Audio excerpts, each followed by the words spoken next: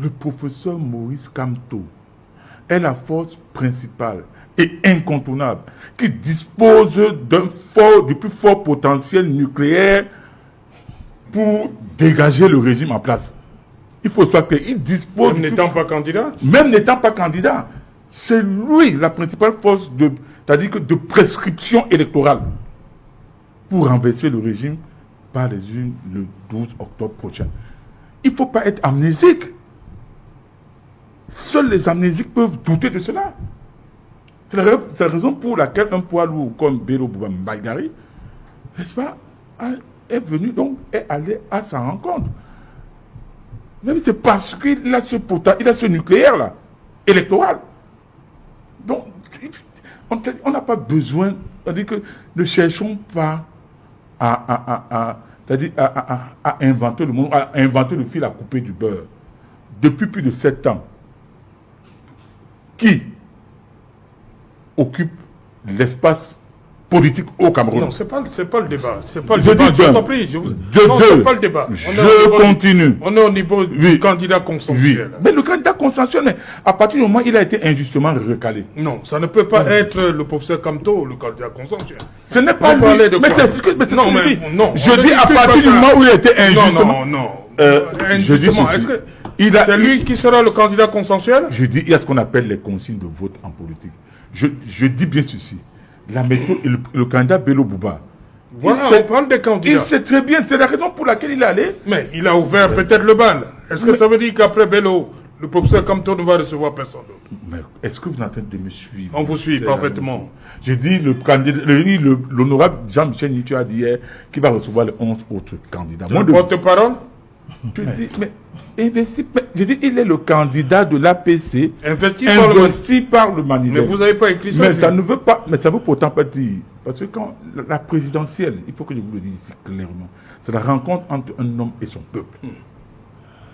Un candidat ne saurait être l'otage de son parti politique. À partir du moment où le candidat lui-même sait que pour gagner, il a besoin, n'est-ce pas, de la majorité de Camerounais. Or, il y a combien de militants dans un parti politique?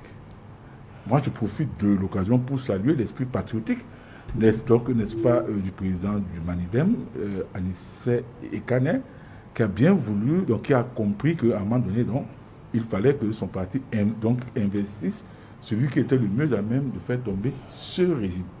Bon, ben maintenant que le professeur Kamto, le candidat choisi par l'APC, investi par le Manidem, a été recalé, il est tout à fait normal que celui qui est le mieux à même de prendre la parole, c'est le professeur Maurice Kamto.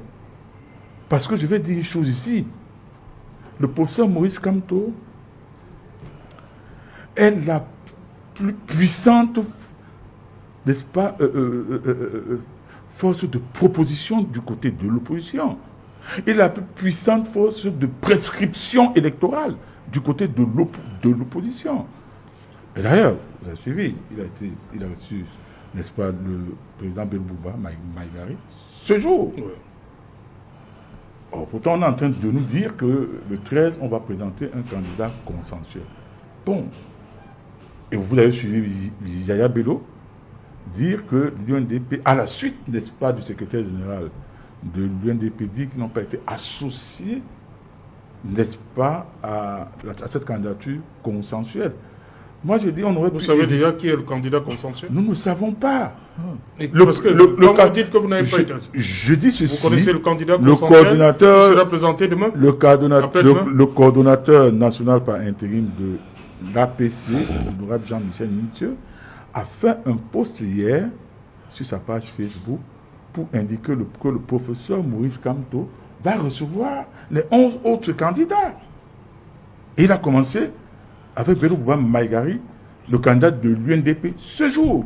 C'est une démarche normale, c'est une démarche cohérente. Écoutez, je vais vous lire une réaction. Mais où était vraiment l'opportunité du communiqué du président, l'honorable Nietzsche? Maurice Kamto est d'abord militant du Manidem, avant d'être le candidat de la présidence. Écoutez, moi je vais vous dire une chose. Hein. L'opportunité était où? Non mais, écoutez, il est Non, devenu... c'est jamais. Il est d'abord le candidat de l'APC avant d'être militant du Manidem. C'est ce que je voulais dire. Présenté par le Non, Manidem. mais écoutez, il est candidat de l'APC. L'APC l'a choisi depuis plus de 2 ans. Compte tenu de la permanence décembre 2023, c'est lui qui parle. Il fait le discours, n'est-ce pas, au congrès Du du MRC, où il invite le professeur Maurice Kamto à être candidat à la présidentielle et que c'est l'APC, l'Alliance pour le changement, l'Alliance politique pour le changement, qui en avait décidé ainsi.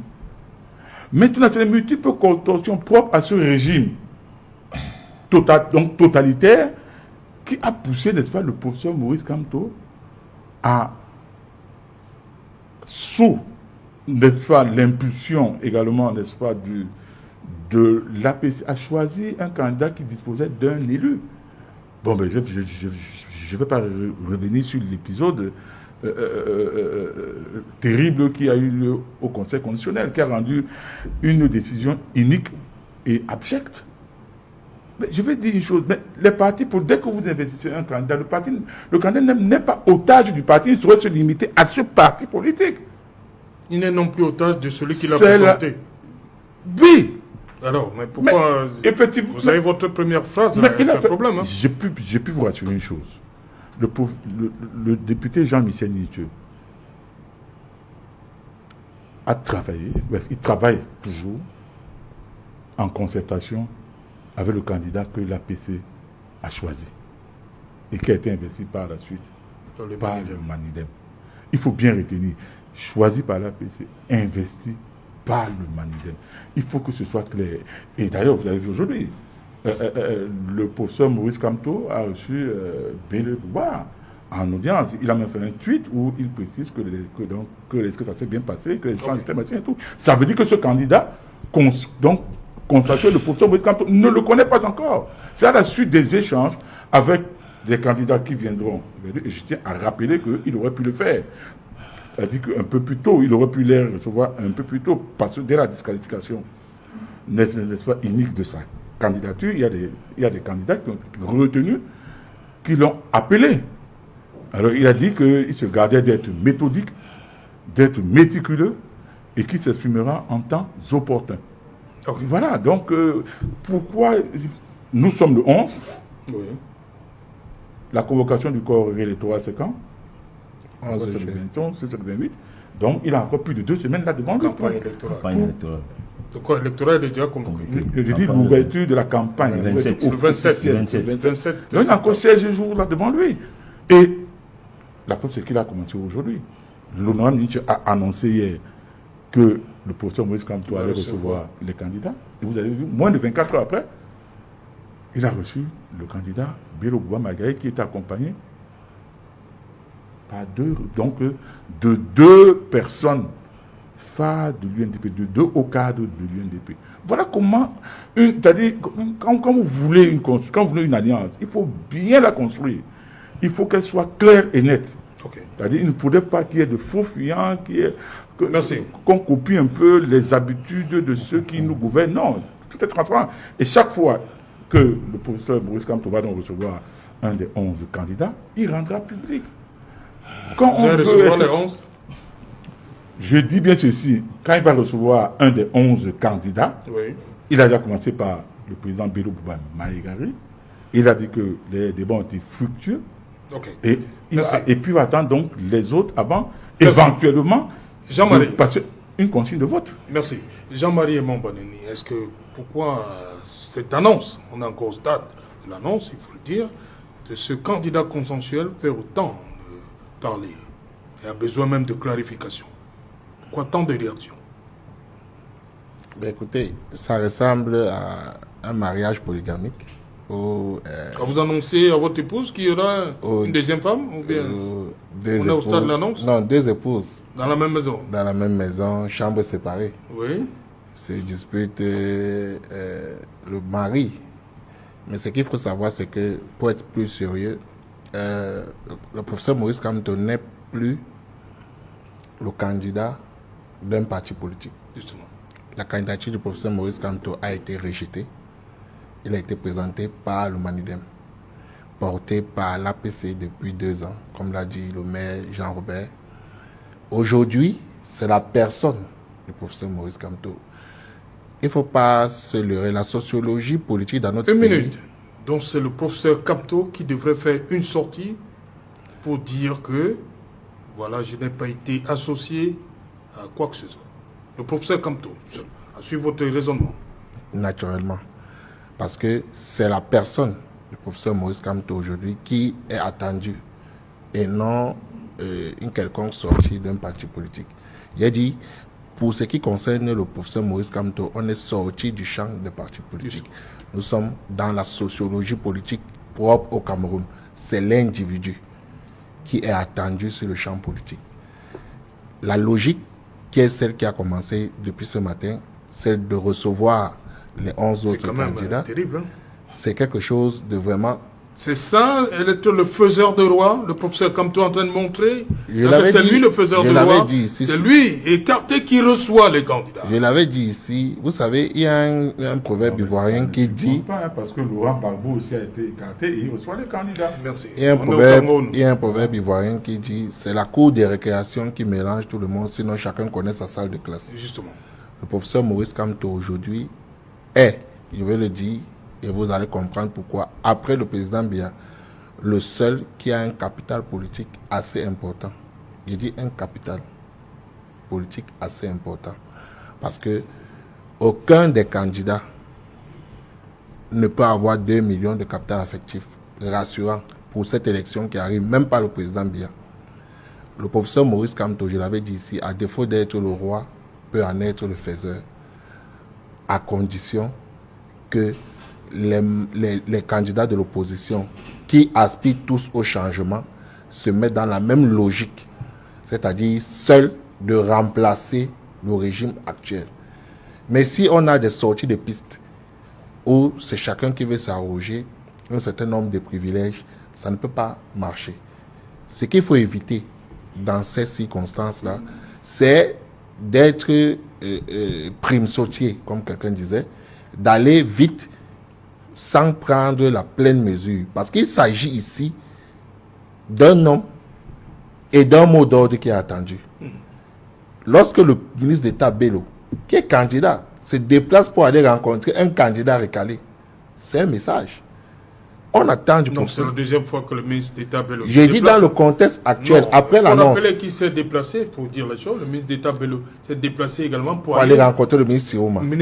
Oui, je parle d'un candidat recalé. Je parle d'un candidat recalé. Ça témoigne donc du caractère sérieux de cet individu-là, qu'est le professeur Maurice Kamto. Il est attendu. Les candidats qui ont été retenus, qui vont aller à cette élection. Et puis, son mot d'ordre, avant de donner son mot d'ordre, il doit échanger avec eux. Parce qu'il s'agit, je vous ai dit que si le professeur Maurice Kamto donne un mot d'ordre, par exemple, qui n'est pas celui attendu par le peuple du changement, personne ne va le suivre. Justement. Personne ne va le suivre. Parce qu'il ne s'agit pas seulement... Le peuple du changement attend qui? Le peuple du changement attend, la première des choses, c'est d'abord le consensus entre un certain nombre de leaders. Parce que c'est eux. Si ceux-là décident de ne pas se mettre ensemble, parce que on a 11 candidats qui vont affronter le candidat du RDPC, qui sont censés être de l'opposition. Ces gens-là, si vous décidez aujourd'hui que ces 11 candidats-là se repartissent les privilèges au sommet de l'État, vous ne comprendrez pas pourquoi est-ce que ceux-là ne peuvent pas se mettre ensemble si l'objectif est de remplacer le RDPC à la tête de ce pays. Parce que si c'est ça l'objectif, on ne peut proposer à aucun de ces candidats la place du président de la République actuelle. Comment vous expliquez donc que ceux-là ne peuvent pas se mettre ensemble pour pouvoir barrer la voie au RDPC? Il n'est donc pas ici question de parler d'une candidature unique. Ça n'a jamais existé nulle part. Mais il est question ici de parler d'une candidature forte. Et cette candidature forte obéit à la sociologie politique de notre pays. Cette sociologie politique indique clairement que les 43% dont le président de la République, candidat du RDPC, a bénéficié du Grand Nord, est aujourd'hui émietté par le départ de 2 ténors de son camp, c'est-à-dire le ministre d'État Bello et le ministre Tiroma. On a de ce côté un candidat recalé qui bénéficie d'un capital sympathique important. Alors, si on a ce consensus-là autour de ces leaders-là, parce qu'il ne s'agit pas seulement ici des candidats à l'élection présidentielle, je le dis encore, il s'agit des leaders de poids qui peuvent se mettre ensemble et donner la direction au peuple qui veut le changement, que nous nous sommes mis ensemble, on peut renverser le régime. Je sors donc par là. J'ai été très content de la sortie du candidat Cabral Libi. Hier, apparemment, il a reçu les journalistes et on lui a posé la question de savoir qu'en est-il du candidat consensuel. Il a dit, il y a 5 paliers parmi les candidats, parmi les 12 candidats. On a un candidat de plus de 90 ans. On a 2 candidats de plus de 70 ans. On a 3 candidats de plus de 50 ans. Un candidat de plus de 60 ans, il parlait de Pierre Como. On a 3 candidats de plus de 50 ans. On a 2 candidats de plus de 40 ans. Et on a 2 candidats de plus de 30 ans. En tant que jeune, ils se considèrent donc comme jeunes. Il faudrait que ce soit les aînés qui donnent le ton. Il s'adressait là au ministre d'État Bello, au ministre Tirouma et au bâtonnier Akeremouna. Voilà donc les personnes qui sont appelées à conjuguer ensemble. Parce que même s'ils vont à la rencontre du professeur Maurice Kamto, si l'idée, si l'objectif, c'est d'aller en solo, je pense qu'on est sûr qu'au soir du 12 octobre, le candidat actuel du RDPC sera toujours étudié. Ok. Alors, on a un meeting annoncé, des réactions, surtout, on a vu Anissé Ekane, c'est l'Union pour le changement, il faut le rappeler, Anissé Ekane, pendant une période très, on va dire comme ça, est-ce que l'amitié est en train de voler en éclats lorsque vous lisez ce communiqué de l'APC? C'est le divorce entre Anissé Ekane et Jean-Michel Nitche. Les affaires de la politique ne sont pas à prendre au premier degré ou comme des paroles d'évangile. Dans le contexte camerounais, il faut toujours savoir raison garder et se dire que si divorce il y a, c'est un divorce apparent. Et moi, je pense qu'il faut le comprendre. J'étais parmi ceux-là qui estimaient que le fait d'avoir vite communiqué sur l'arrivée de Maurice Kamto a donné des armes au camp d'en face, n'est-ce pas, de les renverser, de les écraser comme cela a été le cas. Donc aujourd'hui, lorsqu'on regarde les sons dissonants qui viennent de part et d'autre, j'ai envie de croire qu'on a en face de nous une stratégie construite par des opposants pour essayer un peu de brouiller les pistes. Et comme ça, pendant qu'il y aura le sentiment qu'il y a bruit, qu'il y a divorce, on peut continuer de manière souterraine à construire des liens solides. Maintenant, pendant qu'on construit des liens solides, il y a des éléments à prendre en compte. Et ça, Yaya Bello, là, ils ont évoqué rapidement, c'était la programmatique et l'idéologie. C'est des points que je trouve importants, qui doivent être examinés en profondeur. Pourquoi on n'a pas le sentiment qu'on a un groupuscule de personnes qui n'a qu'un seul but, renverser Paul Biya, avoir le pouvoir. Si c'est le cas, à la fin, quand il faudra s'asseoir pour disserter sur l'idéologie, les programmes des uns des autres, on risque d'avoir une fissure énorme.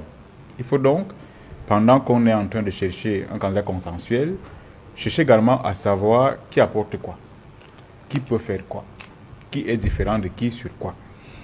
Et là, c'est aux candidats qui vont vers Maurice Kamto aujourd'hui, qui est le pivot en quelque sorte, même s'il n'est plus partant, il a été écarté. Il occupe donc aujourd'hui la place de quelqu'un, d'un faiseur de roi, pour prendre un peu l'expression utilisée par Jean-Marie, un faiseur de roi qui sait pertinemment qu'en face de lui, il a des Janus. Janus, c'est personnes à double face. Oui. Janus, Bifrons. exact. Des Janus qui sont disposés également à porter des coups de jarnac ils viennent à vous, mais pas pour justement vous adhérer à votre idéologie, à votre programme, mais pour capter ce que vous avez comme idée et aller vendre ça en face. Ou alors juste savoir ce que vous faites et puis ne jamais adhérer à votre idéologie. Parce qu'il faut rappeler que parmi les 11, il y en a qui sont hautement redevables du régime. Hautement redevables. Et c'est quelque chose qui reste dans le coin de chaque conscience. Donc, comment est-ce qu'il faut donc se départir de cet héritage-là, de cette reconnaissance-là, tacite? Ah, d'accord. Et donc, c'est des choses, je pense, que le professeur Maurice Kamto devra mettre sur la table et sonder les cœurs et les reins, un peu comme à la dimension de l'Esprit Saint, pour savoir qui vient à lui et qui peut faire quoi. Qui vient à lui, qui peut faire quoi. Le peuple, quant à lui, les voix montent depuis janvier 2025. Elles viennent pratiquement de tous les strates. Elles viennent des hommes d'église, elles viennent des intellectuels, de la diaspora. Et même, chose curieuse, elles viennent même du parti au pouvoir. Mais sauf qu'à ce niveau-là, les gens ont de la peine, il faut les comprendre également, à assumer publiquement leur posture. Aujourd'hui, le changement... Vous voulez dire que les Léon Télé Onana ne sont pas très nombreux? Ils sont très nombreux, mais sauf qu'il y en a qui préfèrent l'ombre que la lumière. Lorsque vous avez lu le communiqué du président Bello, il vous dit qu'il continue à faire des consultations avec des personnes qui sont peut-être candidats à la présidentielle. Mais en fait, ce que je retiens, c'est qu'il continue à son niveau à faire des tractations avec plusieurs personnalités. Surtout la dernière phrase qui parle du changement dont le peuple a besoin et mérite. Et qu'il mérite. Voilà. Donc à ce niveau-là, on a au moins quelque chose, c'est que le peuple, il sait pertinemment que le peuple aujourd'hui réclame le changement et qu'il mérite ce changement-là. Et c'est une conviction qui est partagée par, je peux me tromper, par au moins 99% des Camerounais, même au sein du régime. Ils savent pertinemment qu'aujourd'hui, le pays a besoin d'une nouvelle énergie. Il faut repartir. Parmi les 11, ils veulent avoir le pouvoir. Et en face, eux, ils veulent garder le pouvoir. Mais sauf qu'ils sont un peu gênés, mais sans le dire, parce que celui qui est là ne les a pas beaucoup aidés. Il aurait pu peut-être faire comme l'ANC en Afrique du Sud, mais sauf qu'il a tout confisqué en lui-même. Si bien qu'à la fin, les voix qui auraient pu parler au nom du RDPC aujourd'hui se retrouvent en train d'accompagner quelqu'un, tout en sachant que effectivement, s'il y a une compétition sereine, le match serait un peu difficile pour eux. Donc, ils savent pertinemment qu'il ne les a pas aidés. Donc, ce qu'ils peuvent faire, c'est l'accompagner, l'aider à avoir le pouvoir. Et là, donc, il reste un troisième acteur assez important, c'est le peuple, qui regarde la scène. C'est lui qui fait les rois, en vérité. Même si on a dit que c'est pour ce Kamto, mais c'est une autre section de l'affaire. Il peut faire les rois parce que lui, il peut parler aux candidats qui concourent, qui sont en liste. Il a engrangé un nombre de voix assez important lorsqu'il a été exclu. Cela l'a plutôt aidé. Il a gagné en notoriété. Même si ce jour-là, la presse voulait qu'il dise un mot à la presse, ce qui n'a pas été fait, bon, on s'est dit, ok, on attend le moment idoine. Alors on s'est dit, on est à quelques jours, n'est-ce pas, du début de la campagne, le moment est venu, n'est-ce pas, de sortir de cette torpeur, de ce silence-là, et de dire quelque chose. Maintenant, ce n'est pas la voix de Maurice Kamto qui va aller dans l'urne. C'est chacun des Camerounais qui veut le changement. Ça, c'est une évidence. Qui a l'obligation morale, chacun à son niveau, en âme et conscience, de faire son choix. Nonobstant les suggestions qui seront faites par l'APC, par l'UPC, par le professeur Maurice Kamto, chacun des Camerounais est appelé à son niveau à faire son examen de conscience et savoir ce qu'il attend au soir du 12. Mais ce qui est sûr, c'est que on est pratiquement arrivé au bout d'un rouleau. On est arrivé au bout d'un rouleau.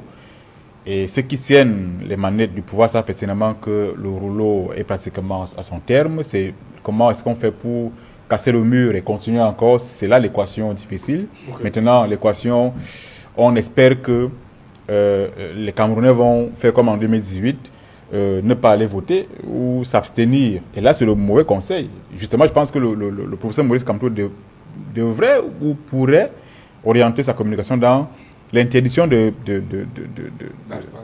l'abstention. Parce que quand on s'abstient, c'est quelque chose qui vaut de l'or pour les partis, pour le parti au pouvoir. Je dis souvent que c'est une valeur refuge. C'est-à-dire c'est quelque chose qui prend de la valeur entre leurs mains. Lorsque vous refusez, c'est que vous avez plutôt choisi de voter pour ce parti-là. Et donc, s'il y a communication à faire, c'est peut-être dans le sens d'abord de parler aux candidats, leur demander d'être sincères dans leur idée de se mettre ensemble, ou alors de candidats consensuels. Mais davantage, chaque Camerounais à son niveau doit savoir que le changement commence non pas par Kamto, non pas par Cabral, non pas par les candidats en liste, mais davantage chacun à son niveau, avec son bulletin en main. Ok, voilà, Yaya Bello, rapidement, quelques minutes. Beaucoup voient en cette initiative de l'Union pour le changement une tentative de récupération politique. Est-ce que vous partagez, vous, à l'UNDP, cette vision-là? Alors, à l'UNDP, nous sommes respectueux de toutes les autres formations politiques, même les acteurs politiques, même les acteurs de la société civile et autres. Mais maintenant, la démarche du groupe de Douala est quand même surprenante parce que vous ne pouvez pas entreprendre de former une coalition alors que vous n'avez pas consulté les principaux acteurs concernés par la compétition du 12 octobre 2025, c'est-à-dire les partis politiques qui ont des élus. Vous décidez unilatéralement d'organiser un meeting dans lequel vous dites que vous devez désigner un candidat consensuel. Je pense que c'est quand même prétentieux de le faire. En tout cas, nous n'avons pas été consultés, nous n'avons pas été associés à cette démarche. Donc, je ne sais pas de quoi se prévaut le groupe de Douala pour prendre une telle initiative. D'accord, même s'ils veulent apporter une contribution par rapport à ces besoins de coaliser les forces, je pense qu'ils ne devraient pas faire cela seuls. Ils devaient au moins travailler en collaboration avec toutes les forces politiques parce que Yaya Bello, je crois que les forces... Yaya Bello, justement, il y a 11 candidats. Pourquoi l'UNDP s'est senti dans l'obligation de réagir? Pourquoi vous réagissez? Alors, je ne pense pas que ce soit l'UNDP seul qui se soit exprimé, mais de toutes les façons, moi je m'exprime. Non, l'APC n'est pas candidate. Pourquoi l'UNDP réagit? Voilà.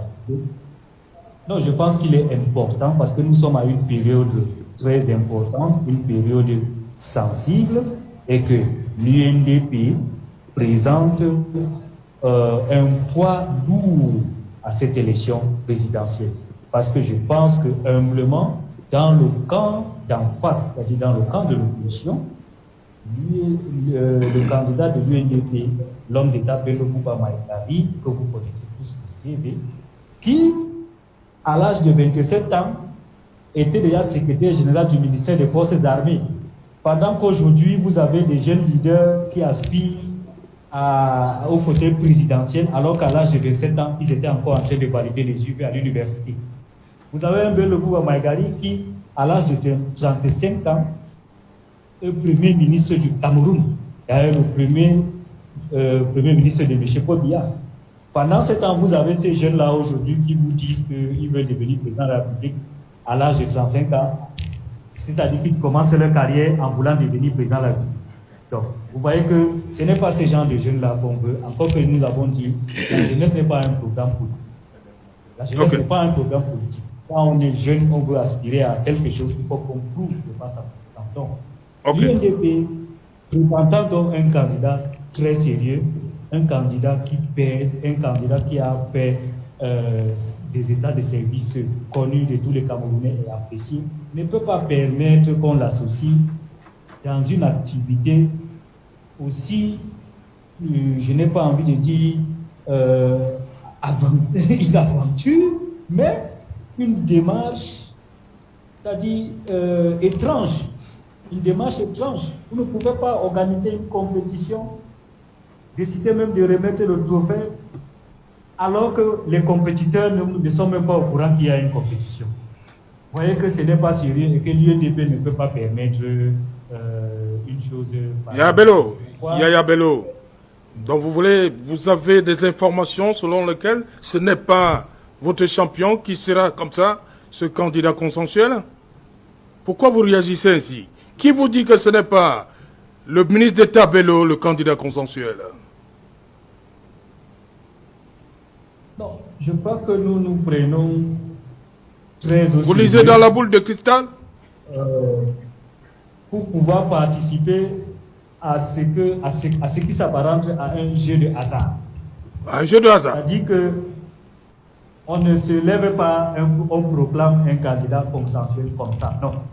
Dans toutes les coalitions, dans toutes les expériences politiques qui ont marqué l'humanité, que ce soit en France, que ce soit au Sénégal, partout, c'est une démarche, ça a toujours été une démarche consultive et inclusive. C'est-à-dire que les gens décident d'abord de faire des consultations, de se retrouver ensemble, de dire ce qu'ils veulent faire, où ils veulent faire, veulent aller, comment le faire. Ils définissent donc, j'ai dit tout à l'heure, une approche programmatique.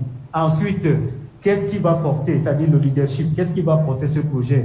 De toute façon, on définit le profil ou bien le porteur robot de ces leaders. Maintenant, on décide encore de la manière de choisir ces leaders et c'est à ce moment donc que ceux qui pensent qu'ils peuvent être leaders et porter cette aspiration se proposent. Merci Yaya Bello. Merci Yaya Bello. On revient pour Jean-Robert Wafo. Moi, je vais dire ceci.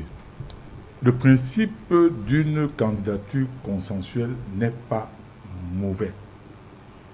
Mais c'est la démarche et la méthode utilisée qui est fort. Qu'est-ce que vous reprochez à Nissé qui sont fort questionnables. Oui. Qu'est-ce que vous lui reprochez concrètement? Mais écoutez, dites au Camerounais l'APC n'a pas été consultée. Laissons même ce regroupement. Le candidat Maurice Kamto, qui est la force. Comment vous le savez? Écoutez, mais puisqu'il est en train de recevoir le candidat Bello Bouba Maïgari, il va recevoir les 10 autres, possiblement. C'est la preuve qu'il n'a pas été consulté. Parce que s'il avait été consulté. C'est la preuve qu'il n'a pas été consulté. C'est la preuve que le Maurice Kamto n'a pas été consulté. Oui. S'il avait été consulté, il connaîtrait déjà qui est le candidat consensuel. Et il n'aurait plus besoin donc de recevoir d'autres après l'annonce du meeting devant déboucher à la présentation d'un candidat consensuel. Et puis, il faut quand même avouer des choses. C'est-à-dire, il y a quand même des choses, c'est-à-dire qui sautent à l'œil. Le professeur Maurice Kamto est la force principale et incontournable qui dispose du plus fort potentiel nucléaire pour dégager le régime en place. Il faut savoir qu'il dispose... Même n'étant pas candidat? Même n'étant pas candidat. C'est lui la principale force c'est-à-dire que de prescription électorale pour renverser le régime par les urnes le 12 octobre prochain.